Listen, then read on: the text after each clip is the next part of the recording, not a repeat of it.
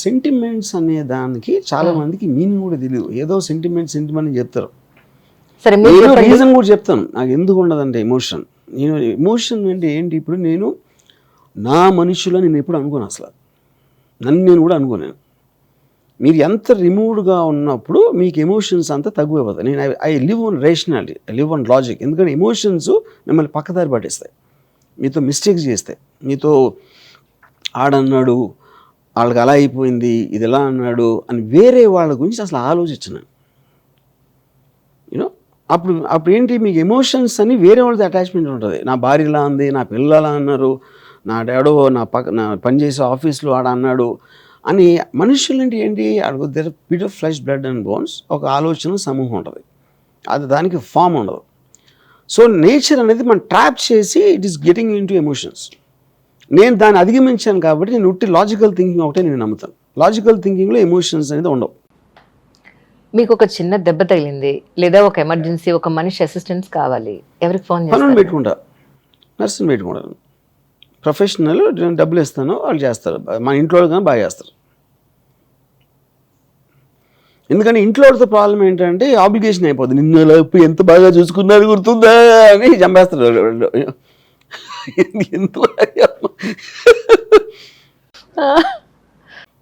ఇంకోళ్ళ obligation తీసుకోవడం పెద్ద headache, అందుకని నేను తీసుకున్నది. రైట్, కమింగ్ ఫ్యూచర్ లో నాకే ఒకవేళ ఏదైనా ఇష్యూ వస్తే ₹1 పక్కన పెట్టుకోవాలి అని అనుకోవాలిగా. మీరు ఒక అలాంటి బయట వ్యక్తిని మీరు, లేదంటే ఒక నర్స్ని పెట్టుకోవాలనుకున్నప్పుడు అమ్మాయికి పే చేయాలి కదా. దానికోసం కమింగ్ ఫ్యూచర్ లో నేను ఆ స్టేజ్కి వస్తే చచ్చిపోతాను నేను. ఎందుకంటే I will see what happens in the next birth. నేను నా పనులు చూసుకోలేని పరిస్థితికి వచ్చినప్పుడు ఐ విల్ డై. ఊరికి ఎందుకు పోతాం, స్టూపిడ్ లాజిక్ అది.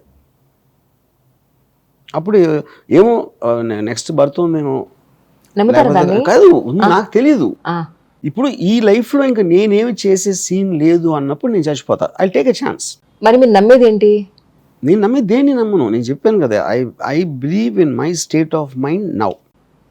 పర్టికులర్ గా కొన్ని ఫోటోలు ఉన్నాయి, ఇలాంటి ఫోటోలు పెట్టడానికి కారణం ఏంటి? మీరు అలాంటి ఫోటోలు చూడటం ఇష్టం నాకు అమ్మాయిల బాడీస్ అంటే చాలా ఇష్టం, అబ్బాయిల పవర్ లైక్ బ్రూస్లీ అంటే ఇష్టం ఫర్ ఎగ్జాంపుల్. సో నేను ఎటు చూసినా నాకు నచ్చే దృశ్యం కనిపించాలి. అది అంటే ఇప్పుడు శ్రీదేవి గారి ఫోటో పెట్టారు. శ్రీదేవి గారు ఎన్నాళ్ళైనా శ్రీదేవి గారి అల్టిమేట్లీ చూసినప్పుడు డెఫినెట్గా అబ్బాయి ఎంత చక్కగా ఉంది, గొప్ప యాక్టర్ అంటారు. ఇప్పుడు అలాంటి ఫోటోలు పెట్టినప్పుడు అనవసరంగా మనిషిలో లేనిపోని థాట్ ప్రాసెస్ స్టార్ట్ అవుదా? ఎలాంటి ఫోటోలు పెట్టినప్పుడు? ఇప్పుడు అలాంటి ఫోటోలు పెట్టినప్పుడు ఏదన్నా అమ్మాయిదా లేనిపోని థాట్ స్టార్ట్ అవ్వాలని కదా పెట్టేది. అయ్యో నారాయణ, యా నేను ఇప్పుడే చెప్పాను కదా మీకు, నాకు అమ్మాయిల బాడీలు చూడటం విపరీతమైన ఇష్టం నాకు. అదే చెప్పాను కదా. ఇప్పుడు ఇంకా లేనిపోని ఉంటుంది దాంట్లో ఉన్న థాట్ ప్రాసెస్ అది నాది. మీకు సరే ఎవరైనా ఇక్కడికి వస్తారు, అది వాళ్ళ కర్మ, రావద్దని చెప్పండి. నిన్ను నన్ను బలవంతం చేస్తున్నా, ఇది నా ప్లేసు, నా ఇష్టం వచ్చినట్టు ఉంటుంది. మీకు ఇష్టం అయితే రండి, లేకపోతే పోండి, అంతే. రైట్. సో డెన్కి యూట్యూబ్ ఛానల్కి సంబంధం లేదు. సో పక్కాగా ఇది వైఎస్ఆర్ ప్రో ఛానల్ అనుకోవచ్చా? వైఎస్ఆర్ ప్రో కాదు. ఫస్ట్ ఆఫ్ ఆల్ నాకు జగన్ అంటే ఇష్టం, మళ్ళీ 3 సార్లు చెప్పా ఇప్పటికి. It doesn't make comments on YSR పాలన ఎలా ఉంది, ఆడియన్స్లో ఎంత ఇది ఉంది, అదేం చెప్తుంది.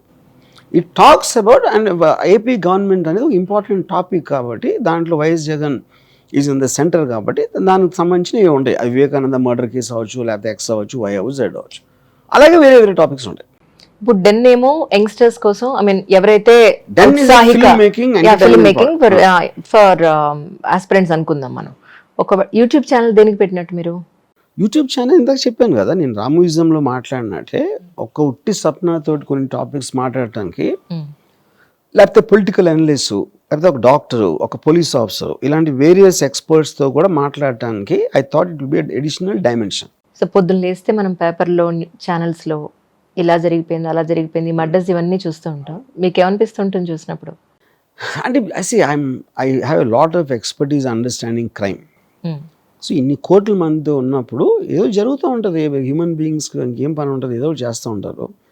దాంట్లో మోస్ట్ డ్రామాటిక్ థింగ్ నేను స్టడీ చేయొచ్చు, కొన్ని వదిలేయచ్చు నాకు టైం లేక.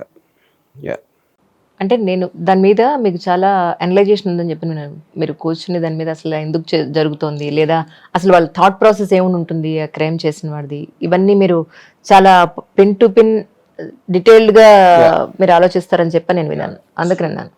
కానీ అన్ని ఆలోచనలు కాదు, కొన్ని నాకు చాలా జనరల్గా అర్థమైపోతాయి. ఇప్పుడు ఫర్ ఎగ్జాంపుల్ మొన్న మర్డర్ అయింది ఆ ఇంజనీరింగ్ స్టూడెంట్స్, అది వాళ్ళ ఏజు అది ఏదేదో చేశారు అంతే, దాంట్లో పెద్ద స్టడీ చేయడానికి ఏముండదు. అలాంటి వేలు ఉంటాయి కేసులు మీరు తీసుకుంటే. యునీక్నెస్ ఎక్కడ ఉంది అని నేను చూస్తాను, just for my general purpose of understanding.